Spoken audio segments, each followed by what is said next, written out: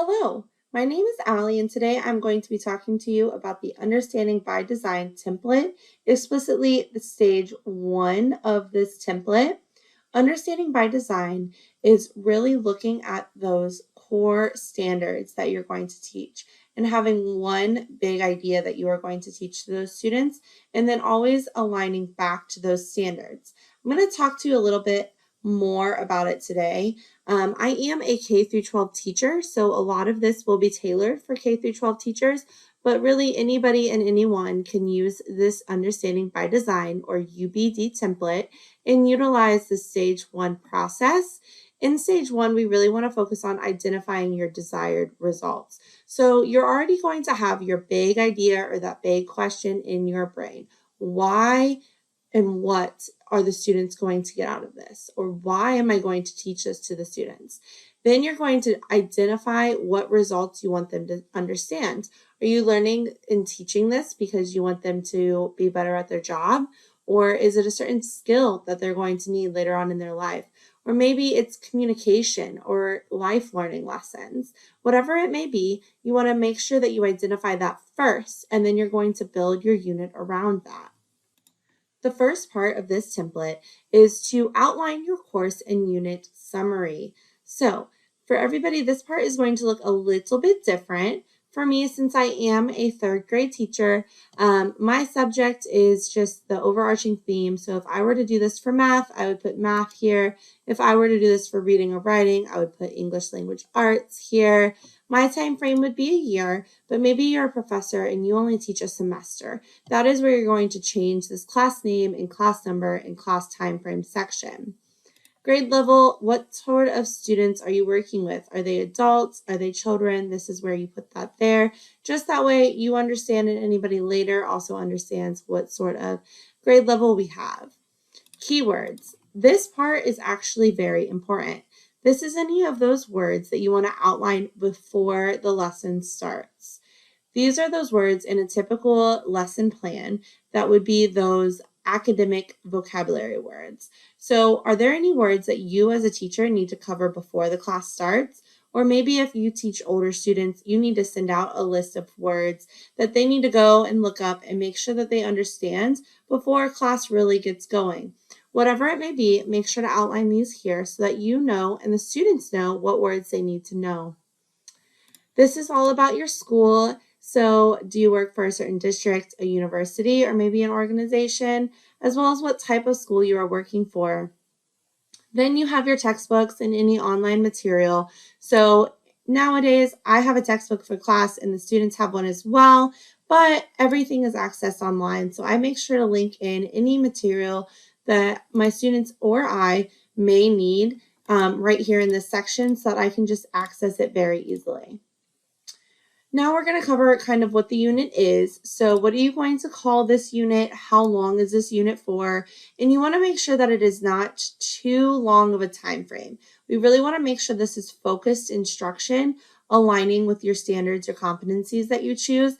And therefore, you don't want it to be a huge chunk of time. You really should be breaking your lessons up into that standard-based practice. And that's really what this UbD template is all about. And then how does this unit fit into your class? What have you been talking about? What will you cover after this unit? Where does this unit really fit into? Now, I believe this is probably a newer option between the face-to-face option, the blended learning, where you do half and half or a mixture, or are you just online? This is something new. So last year I would have been an online learner, whereas this year we are all face-to-face as of right now. Course design. Why are you doing this? Are you trying to develop a course project? Are you planning to teach it, or are you going to develop it to make it better?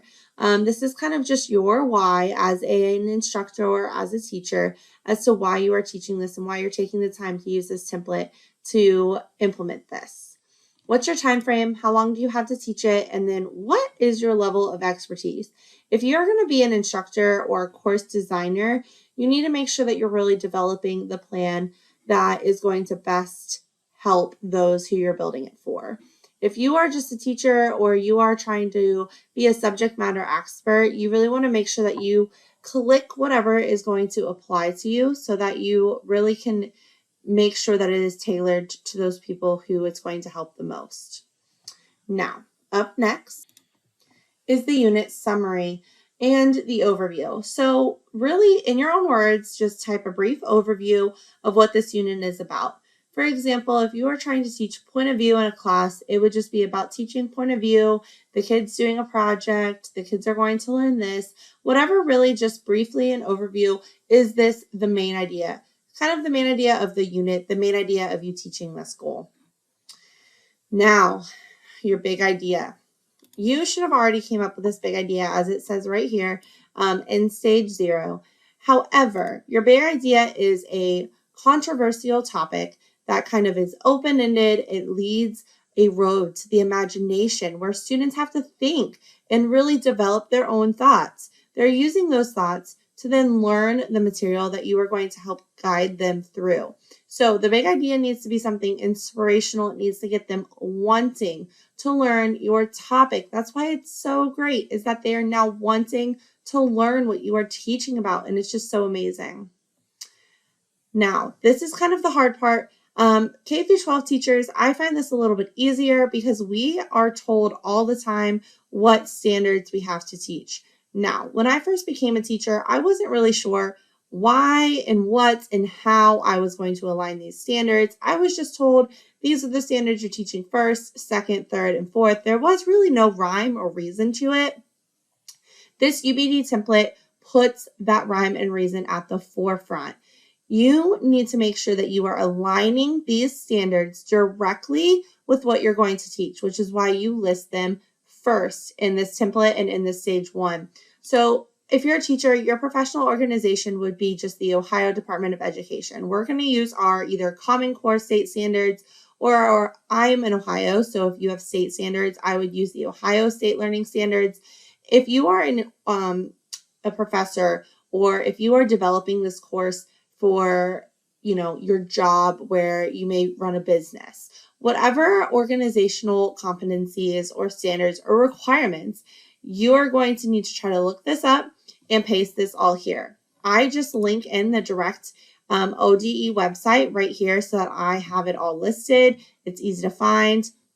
If you have a second organization, please make sure to put that as well. I did ODE for my first one, and then I did the Common Core state standards for my second one, just so that I could use this and utilize this, sharing it with others as well.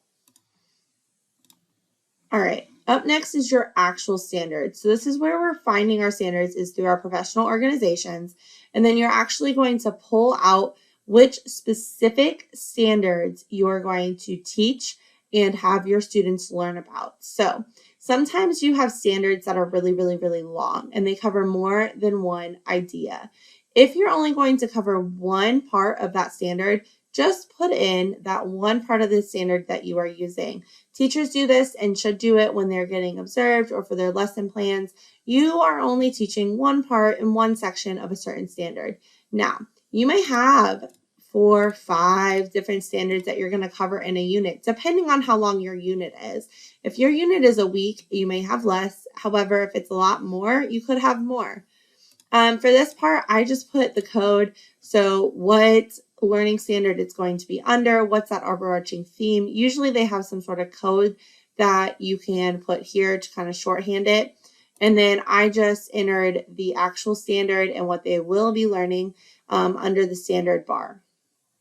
Now you have your transfer section. Transfer is the important part of how these students are going to use this learning in another area of their life. So for mine, I have 3rd graders. Of course, I want them to take this future learning and have it forever.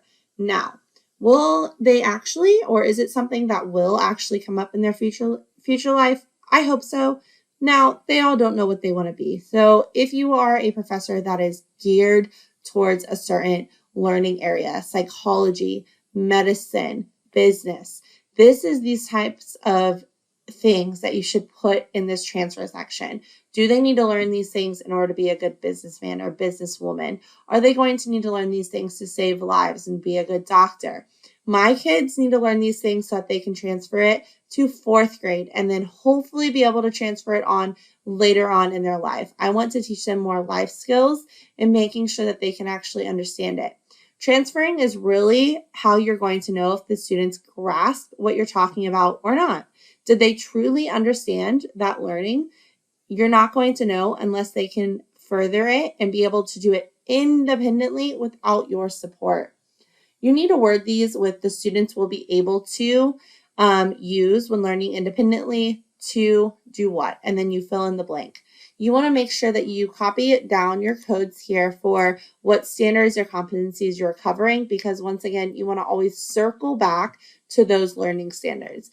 Those are our building blocks, and we need to make sure that we are using them and utilizing them as efficiently as we can. We don't want to add in transfer goals here. So if I was doing a math lesson, I wouldn't add in here anything about writing. If I was teaching multiplication, I wouldn't say that they'd be able to write a multiplication problem unless it was part of what I was going to teach. I don't want to overload my students. I just want to give them those tools in order to be successful. Scrolling down, we have our next section of our template for stage 1. This is our meaning section. So there are actually 2 parts of our meaning section. It is going to be our essential questions. This is different from the main idea because these are extra questions that are going to help those students kind of wonder and learn throughout the unit as to how are we going to jump from we have this standard to them being able to work independently. They need to foster some of those questions and creativity and think about what they're learning and kind of put them into questions here. So what guiding questions are you going to use throughout this unit to help your students get to that transfer section of being able to do this on their own? And then any of our understanding. So what will students at the end of this unit be able to understand?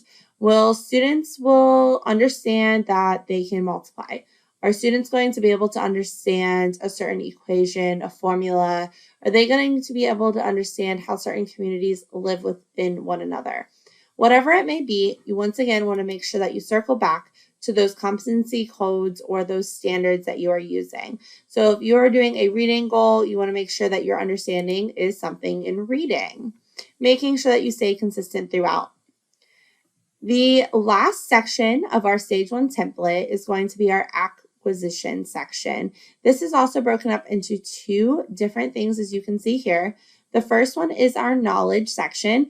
These are these concrete skills or facts that students are going to be able to know.